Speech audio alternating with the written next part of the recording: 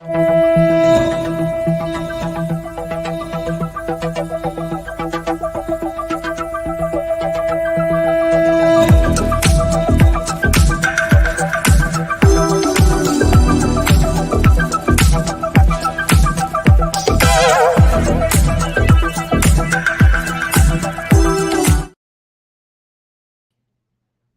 day, everyone. Welcome to Is Your Way in Your Way? And I am your host, Cassandra Crawley Mayo. And for those listeners that I have, and for those new listeners, you know that this podcast are for those individuals who are ready. I mean, really, really ready to move forward in their lives, to overcome obstacles, to mitigate those self imposed barriers that's preventing us from living our best life, living the life that's going to give us meaning. Living the life is when you wake up in the morning, you're so excited because you know that you're on a mission and you have a passion and you have work that must be done. And we talk about topics related to self improvement, personal development. And today, our topic is titled Using Acceptance to Unleash Your Superpower. Now, that in itself is powerful. Let me repeat that again. Using acceptance to unleash your superpower, that power you have, that gift you have, that ability you have. And I have a wonderful, wonderful guest on today by the name of, her name is Hince. And I'd like to introduce you to her, and she's going to tell us all about it and share her experiences as well. Hello, Anne. How are you today? Hi, Cassandra. I'm great. Thank you. It's lovely to Well, be here. yeah, thanks for being here. I'm going to read your bio to my audience. And I'm going to start off with Anne Hintz. That's her name. When Anne was 19 years old, she woke up one morning to find her mother dead in her bathroom. 20 years later, which was probably maybe Anne, the age about 39, trauma tears came. Like, right. So 20 years later, after that incident, trauma's tears were still under the surface. Anne found a simple technique that helped her release these emotions. And she found that seeking out our truth, what we truly feel, and accepting those feelings is the key to inner peace. Anne Hence is an author, a public speaker, and a spiritual teacher. Her search for inner peace has manifested, and she wants you to know that if she has done it, so can you. And Anne is an author of A Pathway to Insight book, and she also does workshops. So again, her title of her book is A Pathway to Insight is the title of her book. Also, I wanted, and I've already introduced her, but I have a question for Anne, just for us to get started. Think about what happened at the age of 19 is just devastating. We don't know what happened. All we know is that in the bathroom, she found one morning her mother was dead on the in the bathroom floor. Now, Anne, my question to you, I'm certain that your backstory played an integral role in your adulthood. Tell us a little bit about your backstory. Okay, sure. A lot of us have trauma in childhood. Most of us do. So mine's no different. I was born with my right foot up against my right shin. So Oh, my physical body was kind of twisted, torqued from birth. And mhm. those first 6 weeks of life, I had kind of physical therapy. My mother worked with my foot and released it. And then at 6 weeks, she handed me over for adoption. Oh, okay. So that's a pretty good sized trauma for any person to go through. Yes. And she handed me over into a family that had just suffered a trauma because they had adopted a boy. So I had an older brother who was 2, and then they adopted another little girl. Mhm. But that birth mother changed her mind. So they had to hand that baby back to Oh her my. birth mother. And Oh. I was the replacement in the family for that loss. Oh. Okay. So Okay. that was probably a trauma too at the time. But then I had other things happen. We had a house fire when I was about 4 or 5, and I was the one who saw the flames coming in through my bedroom wall. Mm. And so that was a good sized trauma. And Yeah. when I was 9, I was sent to boarding school. We lived in Hong Kong, and I was sent to boarding school in England to my brother's boarding school, which happened to be a boys' boarding school. Oh no. There were some day girls who would go home at night, but I was left with all these boys aged 9 through 13, and I was teased mercilessly. So Wow. That's a story. And now, when you found your mother dead on the bathroom floor at the age of 19, I'm kind of curious. Did you have any aspirations as you were growing up? You know how as we're growing up, we're little girls or little boys and we want to be a doctor or we want to be a lawyer or a ballerina. Did you have any aspirations when you were growing up? I had wanted to be a policewoman. Oh. But I was too short. In those days in England, you had to be, I think it was 5'6", and I was only 5'4.25". So I knew that was out. But by age 19, I was already at university and studying to be a software engineer. So that's what was happening next. Okay, okay. So obviously you said you wanted to be a police woman, but that did not happen. Did you do anything with your degree, the software engineering degree? Yes, when I was 21, I moved out to California from England and I moved to Silicon Valley. So yes, I was a software engineer. Okay, okay. Now, you talked about when I did your introduction, and you even shared some things that weren't even in your introduction. I mean, the fire, you replacing another child that was given back to their parents. Then you went to an all boys school. Um, but then, like you said, 20 years later, after the mom died, then things started resurfacing. Um, Tell us about that. Like all of a sudden, which was probably embedded in you anyway, but maybe, during that time, you just kind of had enough. Maybe just got to a pivotal point. Tell us about that. Well, I think we get programmed in childhood. I think you know that, right? Those first years of life, it all gets sucked into our subconscious, and we just accept it for what it is. So we never looked at any traumas that happened. We never went back and talked about them. We just carried on with life. So it was all stuck inside of me. I had no idea, though. When I left the UK to come out to the US, I was hoping I was leaving it all behind. Yes. But no, it stays inside. But I didn't know that. And I didn't know it until something happened in my late 30s. And it was before I went to that doctor's appointment. I had a business altercation with a couple of other mothers at my boys' school. And these mothers were self-confident, self-assured authority type women, right? They were very strong women, and they told me I'd done something wrong.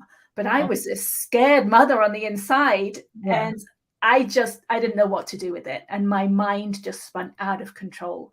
It wouldn't stop talking to me, like non-stop, just going over everything I had said, what they'd said, what I did, what I could have done differently, all the different permutations for 3 days.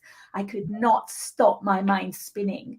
And it was at the end of that that I realized, first of all, this is not normal. Most people don't react this intently. But I also realized it felt a little bit like how I would react when my dad would tell me I'd done something wrong. Okay. And my dad had a very short temper, and he was an alcoholic from my teenage years. And that was the first inkling that maybe that childhood, what I experienced with him, was still affecting me to this day. Okay. Okay. Now, like you indicated, we all have childhood trauma or drama. Maybe not everybody, but there's something that's in your childhood that has a lot to do with your adulthood. And when people go through that, there's so many modalities people can use. Some people say, well, I guess I'll go to therapy, and try to resolve this. Or there are people that turn their lives over to the Lord, and pray, meditate. They have acupuncture is something that individuals do to try to get release from tension, chiropractic, Tai Chi. hypnotherapy. It's just so many things that we are gifted with that gives us the opportunity to go to these certain modalities to figure out maybe this will help me or this will help me. But you had a technique that you used. And where did well, first of all, what is the technique and how did you find out about the technique? Well, I had tried many modalities at this point, and many of them had worked for a little while, but then they didn't keep working. Okay. And the technique that I ended up using is called EFT, which is short for Emotional Freedom Technique, which I thought was a really hokey name to begin with, but that's actually what it provides, emotional freedom. It's also called tapping because we're tapping on certain places, specific places, the ends of meridian systems, as we're talking something through. So it's almost like therapy with tapping. Okay. And the way I came about it was by accident, really. I went to a doctor's appointment and he was a holistic physician. So he had more tools in his toolbox than many doctors do. But he recognized I was more stressed than I should be. And he asked me on a scale of 0 through 10 how stressed I was. Now, I was a stay-at-home mother with 2 young boys. So life was fairly good, right? It shouldn't have been that stressful. And I said it was an 8 out of 10. And then he asked me why. Okay. And that's when I realized, it was finding my mother, because the tears were still just under the surface all these years later. I hadn't dealt with it at all. Okay. And he happened to know this technique. So he tapped with me about my mother's death for about 15 minutes. And it was huge. It made a huge difference. So what type of doctor was he? He's a holistic physician. Okay. So he was just holistic. And when you explain to the audience, what is a holistic physician? It's a physician that looks at all parts of you, all aspects of you. I mean, he's a regular physician too. He deals with drugs and surgeries and those kind of things, but he also has these other techniques that he uses and nutritional supplements and those kind of things. Exactly. Yeah. I asked that question because I used to go to one. And, and something that you said, there are so many modalities that we use. But one of the things I noticed too, you have to stick with them and you have to be open to it. And there are times when, like, you were somewhat at your wit's end. You could not continue to carry on as you were carrying on as a mother. You had children, and then you're just emotional. Just so emotional. And when we're so emotions and those emotions come up, we get stuck and it's just hard for us to move forward and things. And I remember having holistic medication and all of those things. And I was going, what I would say, having female problems, as you get older. So I went to someone like that. But, once I got in my rhythm and started doing really well, then I had to relocate to another location. I moved. So when you move, it's difficult sometimes to find doctors that are even aware of that. And on top of that, you have insurance that may not even cover those things. So I say that just to say that you didn't go there looking for it. You just went to this doctor and he had a technique that would help you.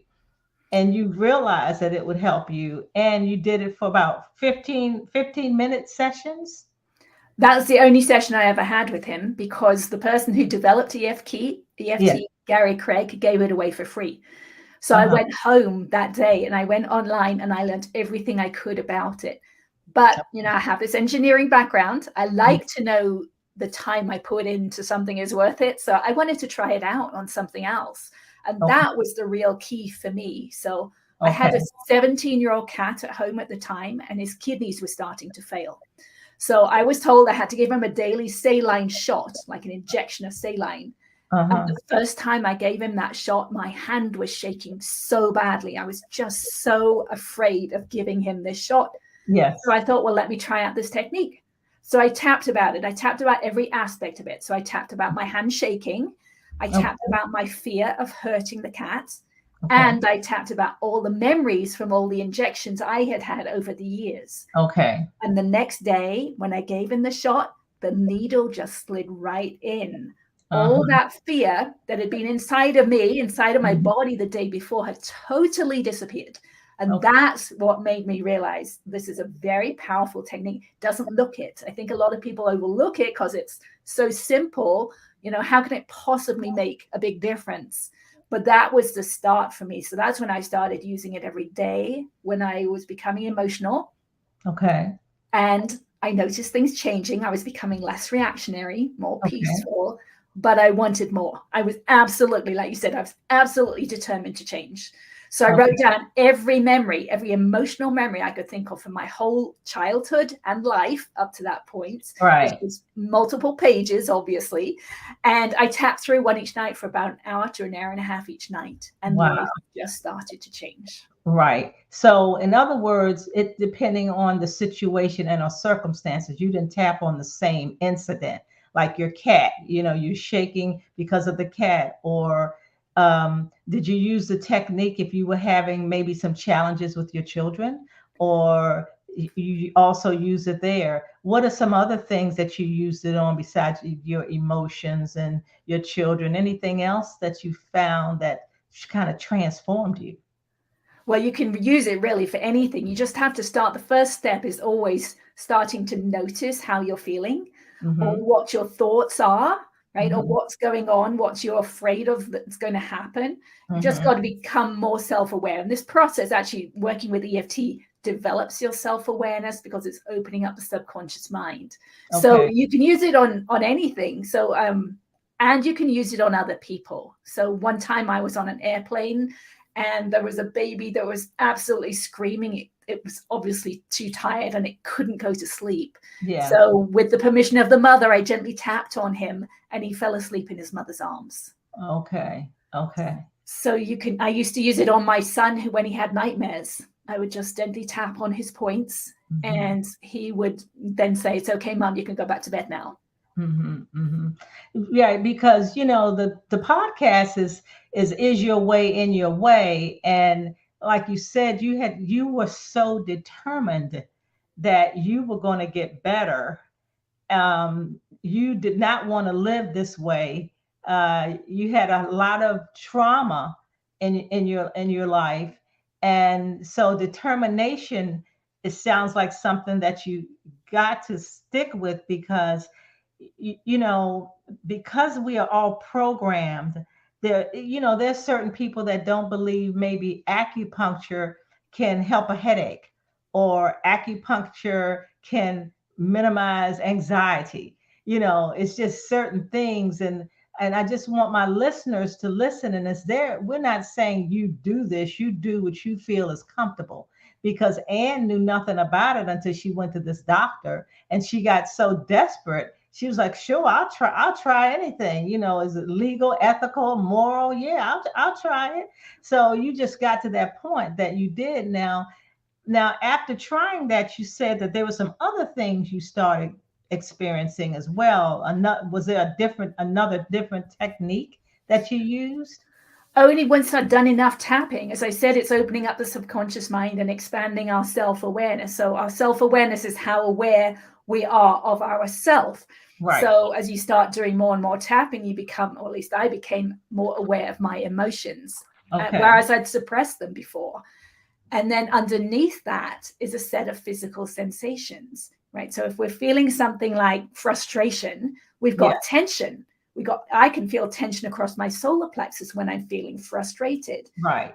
So you can become aware of where you're holding the tension. Okay. And once you're aware of where you're holding the tension, you can work with the tension itself. So I didn't feel like I needed to tap anymore, and I could just focus on the tension. And when I would focus on it enough, it would start to release. So that tension release. And one good example is like being afraid of making a phone call. Right, which is something is in the way. That's something that's quite often can be in the way. So if you can notice you're afraid, that's something you can tap on. And let go of the fear. But if you could be aware of where you're holding that fear inside of you, because it's tension, Mm-hmm. Now, I couldn't have been aware of that at the beginning, right? My depth of awareness was not that deep. But as I did more and more tapping, I could become aware of that. Then I could feel that fear inside and just hold my attention on it. Okay. For long enough, it would shift. And then I would think the thought again, this fear of making this phone call, feel the fear, allow it to be felt, and it would shift. Eventually, it would get to the place where the thought of making the phone call no longer has any fear. And then, of course, it's easy to make the phone call. Okay. So that's what I call the second step, which I call feeling your feelings.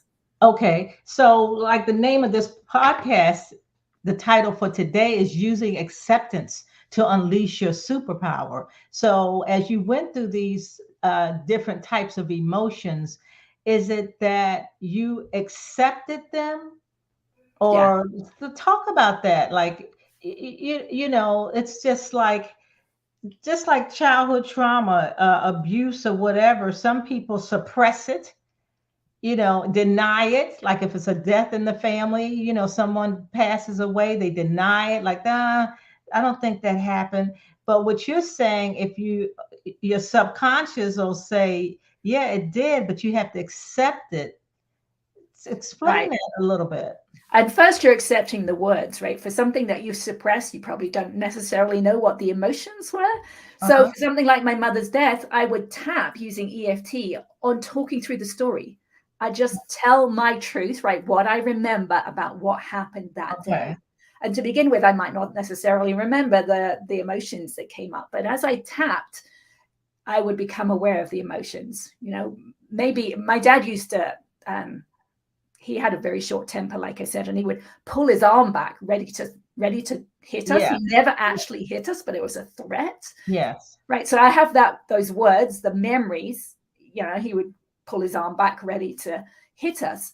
But once I've done enough tapping on that truth, right, what I remember, then I would remember, oh my goodness, yes, I was really scared when he did that. And then I could tap on being scared, right, which is my truth. I was actually scared of what he would do. That's my truth. If I have a deeper level of awareness, I could feel that fear sitting inside of me. So with the second step of feeling the feelings, it's accepting the feelings. It's feeling that fear of making the phone call and just allowing the fear to be there. And when we've suppressed something like fear for so long, it's actually hard to focus on it because it's so used to being suppressed, it wants to go back inside. Yeah. So it takes some work, some effort to actually focus on that fear and allow it to be felt. And that's when it starts to shift. Okay. So for my listeners, there are a lot of them that know that the life that they're living, they're not at peace with the life that they're living.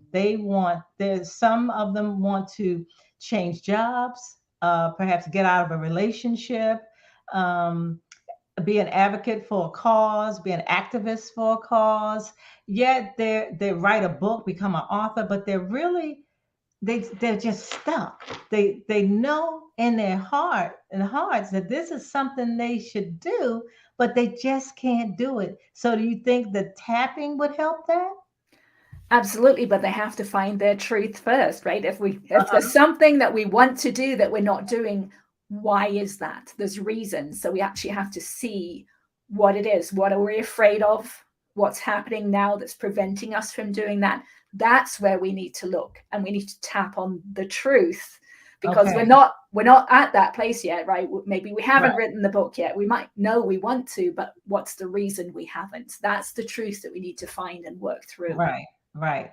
And like we said in the beginning, there are different modalities. People can go to a therapist and maybe can get it out. Maybe acupuncture, maybe Reiki, maybe there's another thing, Tai Chi was another thing that people do. But what I'm hearing is EFT has worked for you. And so you're not saying that other things may not work, but it sounds like this is sustaining you. Is that correct? Yeah, what I've realized over the years is that the emotions, these memories from the past, are actually stuck physically in our body. It's just stuck energy. All we have to do is find a way to release it. So something like acupuncture might do it. Something like therapy. in my mind, therapy can be beneficial. Yeah. It's just not as fast as EFT because it's the actual physical tapping on the meridians that helps release it from the nervous system. Okay. So if you're looking for something fast and free, I do recommend EFT. But yet often people are doing some of these techniques, they just don't realize how deep or how far we can take it. So right now I can put my awareness inside my body. Like my third step was finding awareness inside my body. And now I can focus on tension directly in the connective tissue and in the bones and release tension there, which is releasing dis-ease from our body. Right. And dis-ease is the disease, because I definitely believe that the stress that so many of us have caused a lot of ailments. Absolutely. And the stress, my story has shown me that it's all connected, right? The stories that we tell from the past are connected to the emotions, they're connected to the physical sensations, and they're connected to the tension stored in our physical body. So absolutely, they're all kind of one and the same. Yeah. Because for me, I remember when I wanted to write my book, it took me 13, 14 years to write the book. And it wasn't that I'm familiar with tapping. I used to tap, but I am a woman of faith. And I realized that the reason that I was so stuck was I didn't want to be exposed. I didn't want my story to get out, even though I believed that my story would be a blessing to somebody, because it's kind of talking about, those self-imposed barriers. And what did I do? What are some things that I did to mitigate it? So it's just like yourself, you wanted to be that policewoman, but yet after you found out about this EFT, that changed your aspirations. So this is what you do full time now, or what are your aspirations now? Well, eventually I hope to be talking all over the world and sharing this story because I didn't know what I can do now is possible. And I want other people, especially women, to know this is possible. I've grown 3/4 of an inch in my 50s, which is when most women start to shrink. They get shorter because of those traumas, that compression we've experienced over all the years, the weight we've been holding on our shoulders. And if people can let go of that weight and actually rise up into their natural height, into who they're supposed to be, then I think the whole world can change. Yeah. Well, you have something there, that could make a difference in people's lives. It's like, well, why can't I get more people to do this? You also talked about positive thinking. I want to talk about that a little bit. You said positive thinking doesn't work, and positive thinking is different than affirmations. Is that correct? You think? Somewhat. Okay. All right. Why do you feel that the positive thinking is not going to really work? Because when you try to think something that you're not actually thinking, you're suppressing what you are actually thinking. And what you're actually thinking has energy in it. And if you're suppressing it, you're keeping it down. What I wanted to do was totally change myself. I wanted to be different. And to do that, you've actually got to allow those thoughts, the energy of them, to release. So I would tap along with the thoughts, right? That's finding your truth, allowing the thoughts that you're thinking to actually be, right? Allowing them to be felt, to be noticed, to be acknowledged.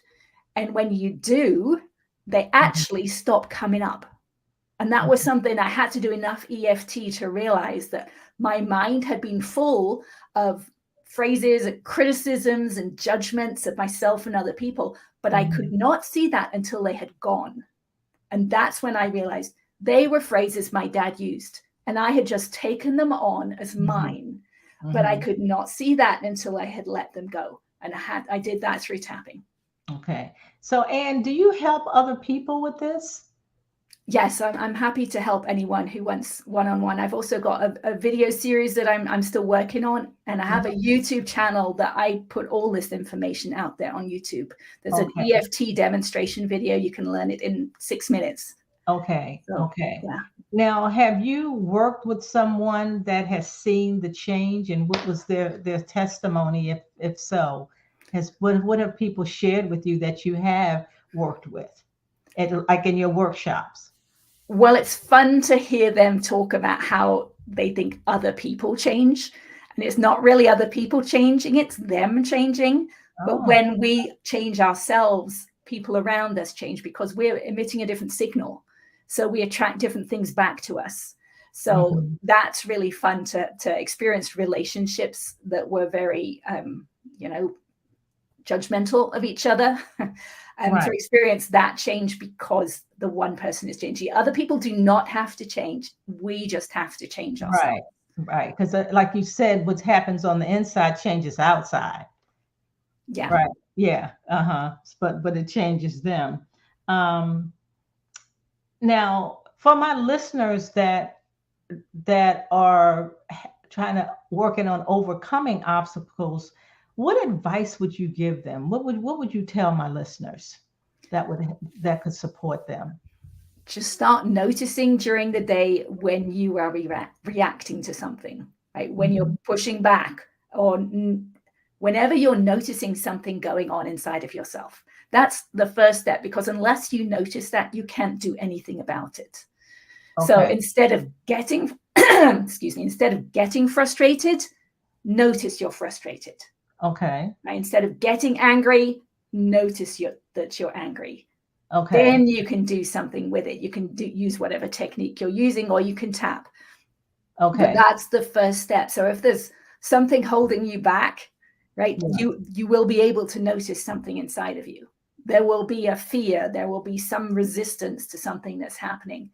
And Right. you can notice that, and then you can work on that. Right. Okay. So, self-sabotage and imposter syndrome has become really big, like phenomena, right? And procrastination as well, and a lot of my listeners, and not a lot of, but many people, I believe, have that challenge of feeling doubtful and I'm not good enough. And it's kind of like what you're doing. You could say, I don't, people may not be open to this, or they're like, oh, I'm woo woo, kind of strange because I'm doing something that's not the tradition, those types of things. Um, I I like the advice you gave them to recognize, and when you're feeling that you're not good enough, they think I'm a fraud, with that imposter syndrome, then it's kind of like recognize that, or procrastinating, realize that you have this report to do for work and you're just procrastinating, you're doing everything but that, you know. And so what you're saying, if that's the issue, then kind of think about why are you doing that? You Or know, not even that deep, just oh, tapping on, I don't want to do that. I don't okay, want to write that report, right? That's the truth. Or okay, I'm not good enough, okay. right? Finding the truth. So often I'll find that the words people use are the words to tap on. So I'll recommend people just imagine you're calling me up on the phone and telling me what's happening. Yes. That's what you tap on. Right. So Okay. I tapped on many of those beliefs. I had many of those beliefs. I eventually got to the belief that I hate myself. And I tapped on that for probably several hours over a few weeks until I got to the place that they're just words, right? I hate myself. 3 Mhm. words. And they no longer have any power over me because I accepted that and I just felt it and let it go. Mhm. Right. So if you Okay. can do that with I'm not good enough or Yes. I don't want to do this, right? And let that power behind those words go, then you realize, oh, well, maybe I am willing to do it because I know what it's going to provide for me. So Okay. that's when things shift. That's when things shift. Okay. Okay. Well, how can the listeners find you? What's your social media platforms, or want to share those that you have? LinkedIn, Instagram. Sure, you We can look on my already know website. YouTube. You can look on my website, which is annehince.com, where you can Okay. find me on Facebook. I'm most active on Facebook. Okay. And YouTube. Look on my YouTube. There's videos. There's some really deep videos on there, but there's a lot of really good information. Okay. Okay. And your book, The Pathway to Insight. A Pathway to Insight. Yes. And I've also just recently published a workbook, which is a Pathway to Insight workbook, Okay. which will ask questions to bring up all your past, all the beliefs, all the traumas, to help you. If you're willing to do this work, it'll help you know what to work on. You know, you had mentioned one time that you had done this for like an hour. Was it consecutive or just throughout the day? Like you may tap for 15 minutes, you know, because people have different things they need to do during the day. And then maybe later on they would tap. So when you said an hour, you know, Yes. yeah. I would tap during the day if I noticed something was happening during the day, like if I'm angry or frustrated or whatever, I would tap then for just a couple of minutes just to release it. But when I was working on my past, I worked on one big trauma, one big belief for about an hour to an hour and a half. Oh, wow. Okay. And I was then, determined. so when you feel yourself feeling better or letting go or releasing, that's when you stop. Well, I would keep going until what I was talking about or a memory no longer had any emotional charge.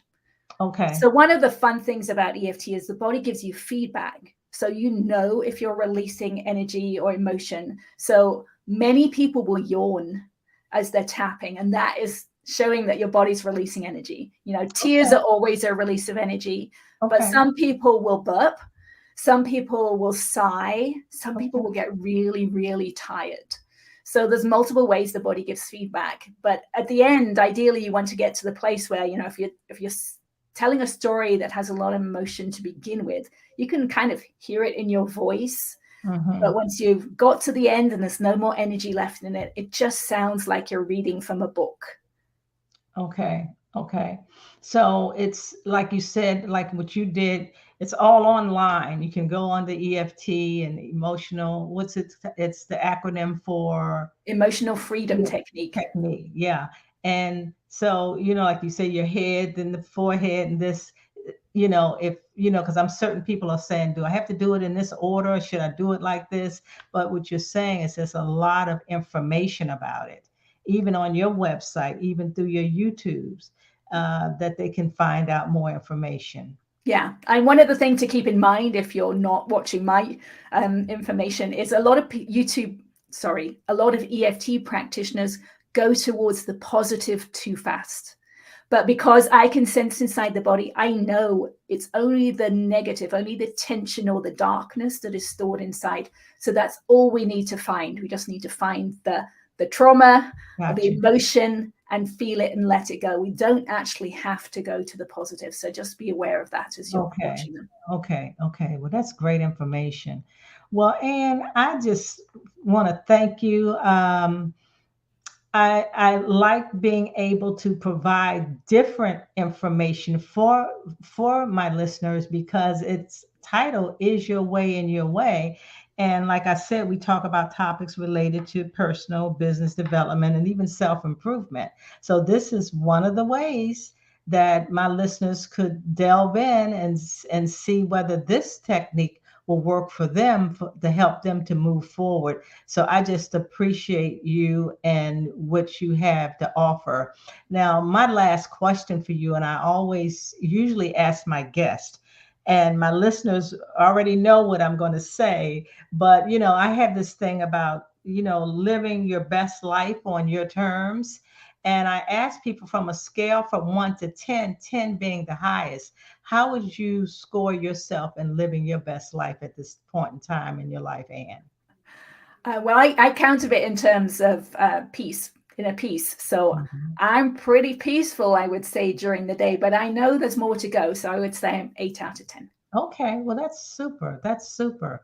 Well, with my guests, my listeners, we're going to sign off. And I just want to thank Anne, and you know how to find her. You can find this on her YouTube. her YouTube station, and please get her book, A Pathway to Insight. And also, you can contact her, if I'm not mistaken, on your website. If somebody wants to contact you, they can. Correct? Yes. Okay. Or on Facebook, that works too. Okay. So my listeners, I'm going to wrap this up, and I want to again thank Ann, and God bless you. And if you believe that this podcast is going to help somebody, please share it. And also know that every Wednesday at 1 p.m. sharp that I am on. So again, thanks so much, and God bless.